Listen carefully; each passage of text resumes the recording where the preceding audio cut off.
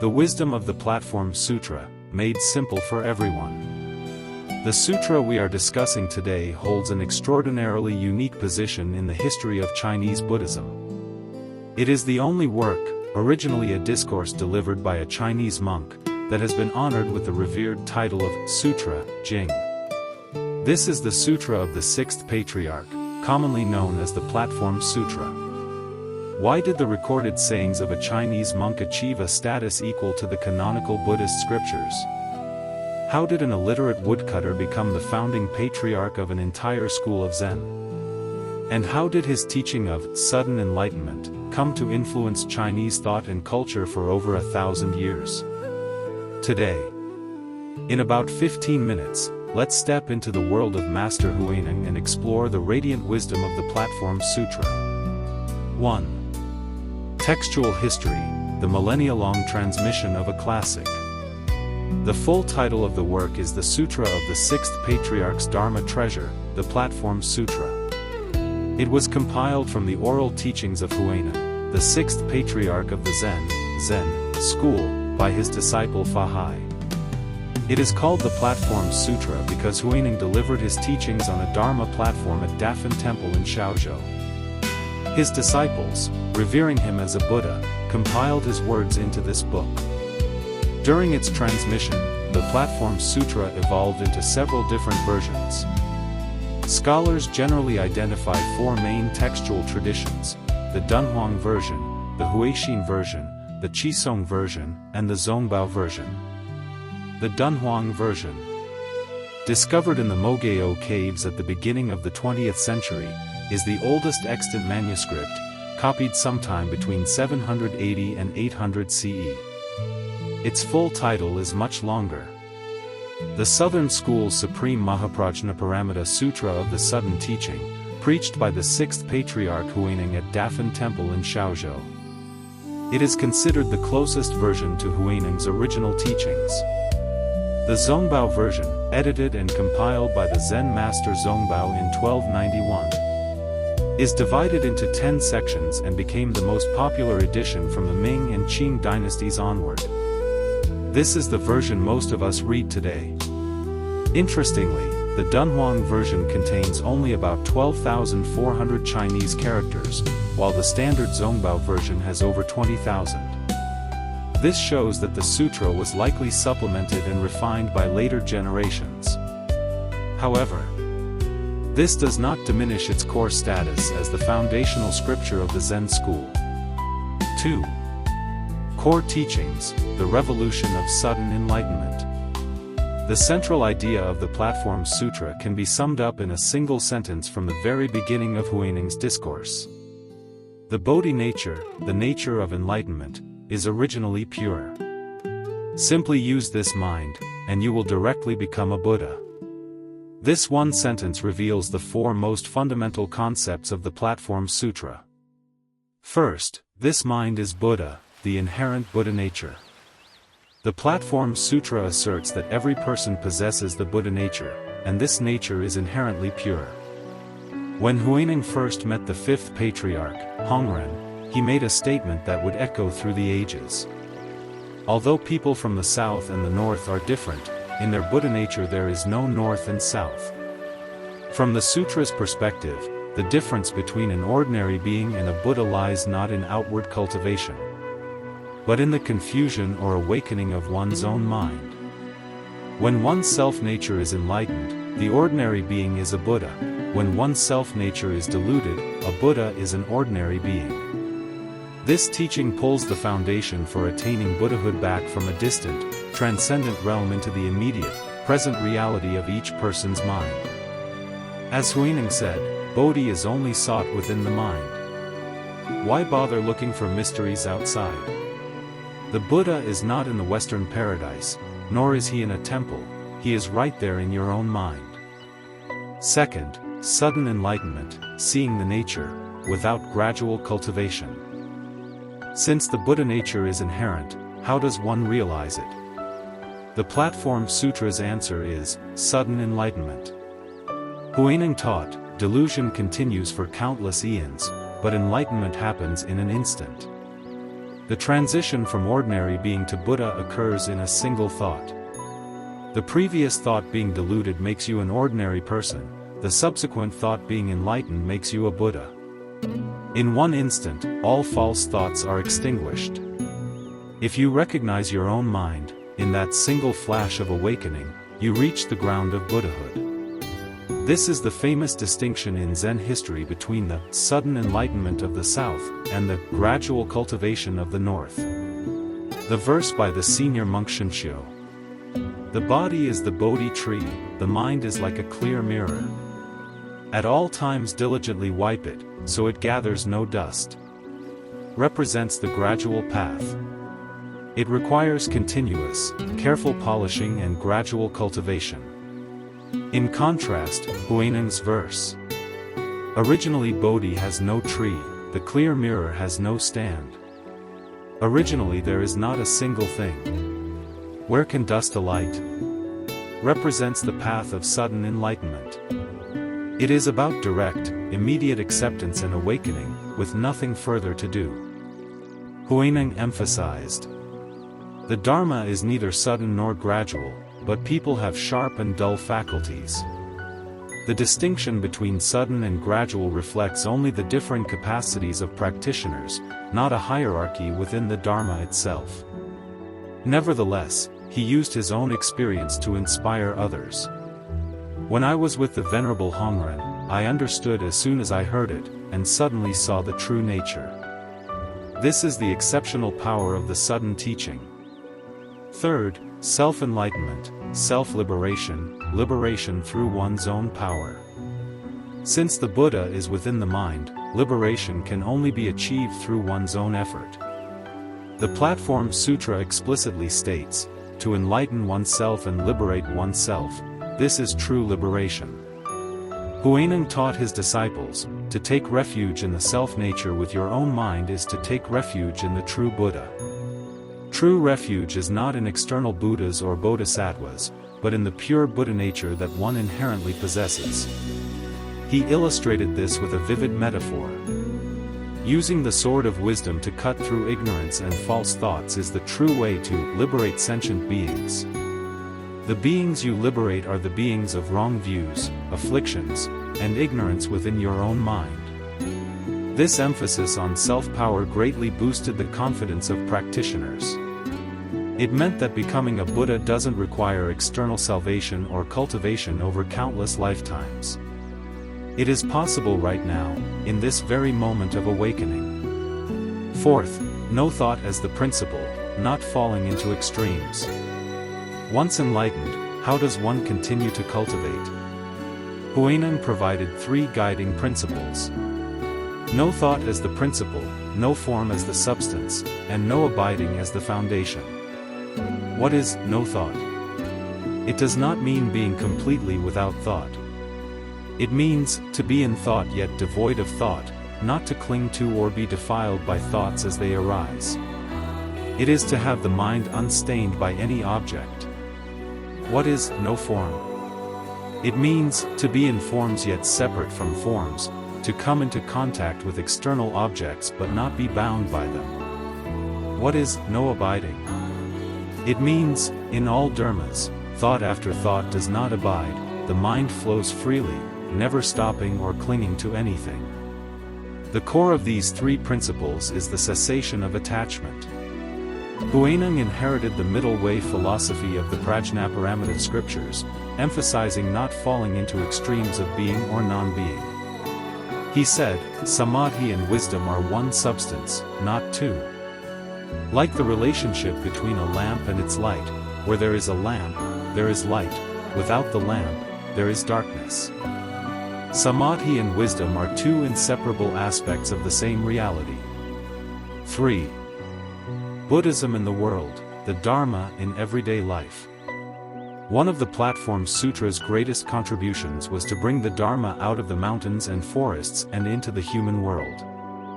Huineng famously declared, a statement that became the cornerstone for later, humanistic Buddhism. The Dharma is in the world, awakening is not separate from the world. To seek Bodhi apart from the world is like looking for a rabbit with horns. Becoming a Buddha doesn't require leaving the world, liberation is found in everyday life. You don't need to hide in deep mountains or abandon your family and job. You can awaken and attain Buddhahood right in the midst of daily activities. Amidst fuel, rice, oil, salt, while walking, standing, sitting, and lying down.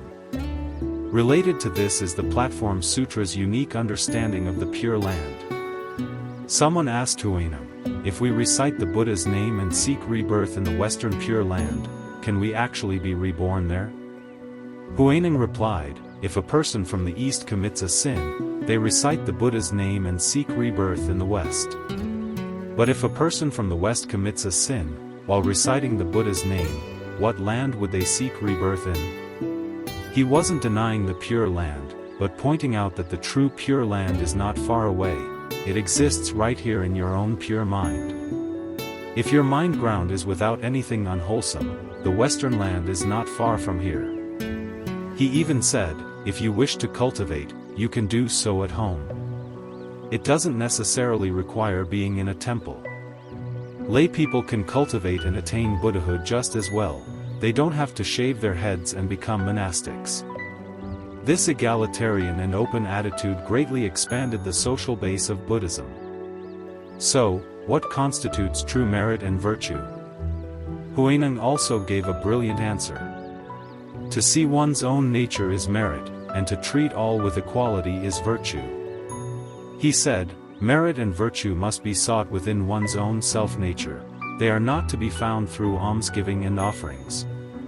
Emperor Wu of the Liang dynasty built countless temples, ordained many monks, and made lavish offerings.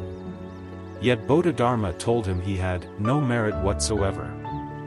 The reason is exactly this, seeking the Dharma outside the mind is ultimately a deviant path. 4. The life of Huineng, from woodcutter to patriarch. The Platform Sutra is not only a discourse on doctrine, it is also the biography of Master Huineng. The first chapter, My Own Story, recounts his legendary life. Huineng was born in 638 CE in Xinzhou, Guangdong Province. His father died when he was young, leaving the family poor. He supported his mother by selling firewood. One day in the marketplace, he heard someone reciting the Diamond Sutra. When he heard the line, one should produce a mind that does not abide anywhere, his mind suddenly opened and he understood. He asked the reciter where this teaching came from and learned that the fifth patriarch, Hongren, was spreading the Dharma on Mount Fengnu in Huangmei. After arranging for his mother's care, he journeyed north to seek the Dharma. At their first meeting, the fifth patriarch asked, "Where are you from, and what do you seek?" Huineng replied, "Your disciple is a commoner from Xinzhou in Lingnan. I have come far to pay homage to you. I seek nothing but Buddhahood." The fifth patriarch said, "You're from Lingnan, and a barbarian too. How can you become a Buddha?" Huineng's answer astonished everyone present. Although people from the south and the north are different, in their Buddha nature there is no north and south. A barbarian's body differs from yours, but what difference is there in our Buddha nature? Recognizing his exceptional potential, but to avoid jealousy, the fifth patriarch sent him to the threshing room to pound rice.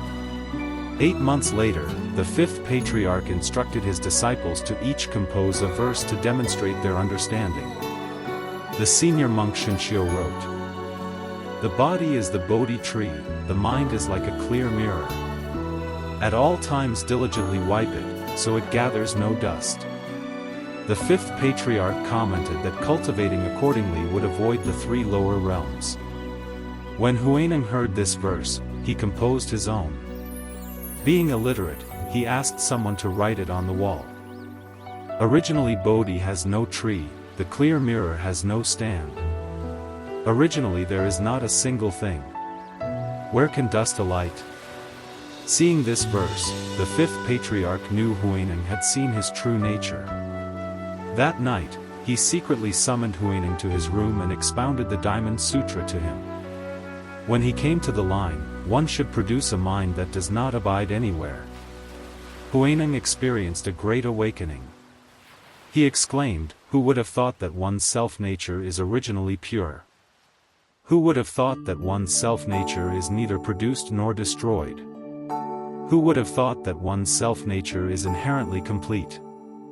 Who would have thought that one's self-nature is originally unmoving? Who would have thought that one's self-nature can produce all dharmas?" The fifth patriarch then transmitted the robe and bowl to him, entrusting him with the Dharma lineage, and Huineng became the sixth patriarch of Zen. To avoid conflict, Huineng fled south that very night and lived in seclusion among a band of hunters for 15 years. Later, he arrived at Feizing Temple in Guangzhou, where the Dharma Master Huineng was lecturing on the Nirvana Sutra.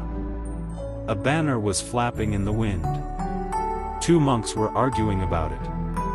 One said the wind was moving, the other said the banner was moving. Huineng stepped forward and said, "It is neither the wind nor the banner that moves. It is your minds that move." Everyone present was astounded. When Master Huineng learned that this was the sixth patriarch, he performed the ordination ceremony for Huineng and then became his disciple. Thereafter, Huineng officially became a monk and opened the Dharma door widely at Baolin Temple in Shaoxi, present-day Nanhua Temple in Shaoguan, Guangdong, teaching and transforming others for over 30 years. In 713 CE, Master Huineng passed away at the age of 76. His mummified body, which has remained incorrupt for over 1,300 years, is still enshrined and venerated at Nanhua Temple, a sacred relic of the Zen school. 5.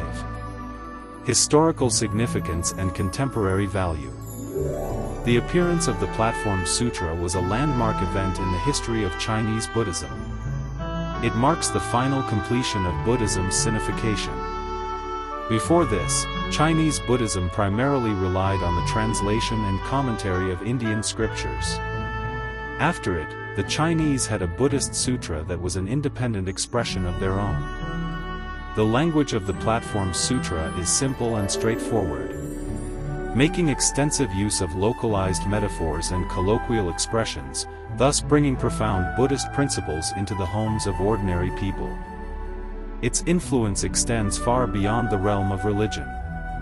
The Neo-Confucian schools of the Song and Ming dynasties were all inspired by it. Wang Yangming's teachings on the extension of innate knowledge and the unity of knowledge and action have deep philosophical connections to the Platform Sutra's concepts of "this mind is Buddha" and the non-duality of samadhi and wisdom.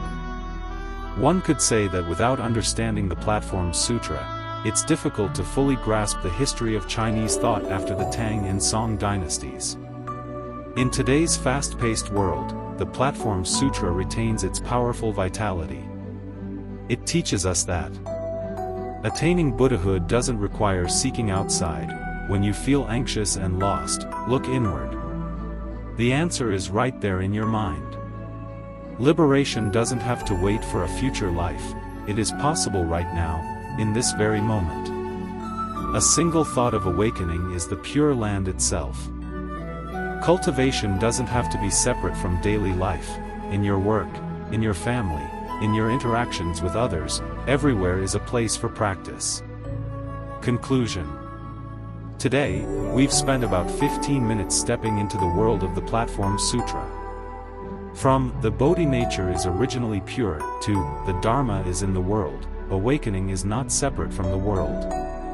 Master Huineng used the simplest language to reveal the most profound truth: the Buddha is not a distant, exalted deity, but your own awakened mind. The Pure Land is not a faraway shore, but your own pure thought. If you feel confused about life or lost on your spiritual path, why not open the Platform Sutra? Perhaps in a single sentence, in a single word, you too might understand as soon as you hear it, and see the Buddha nature that you have always possessed.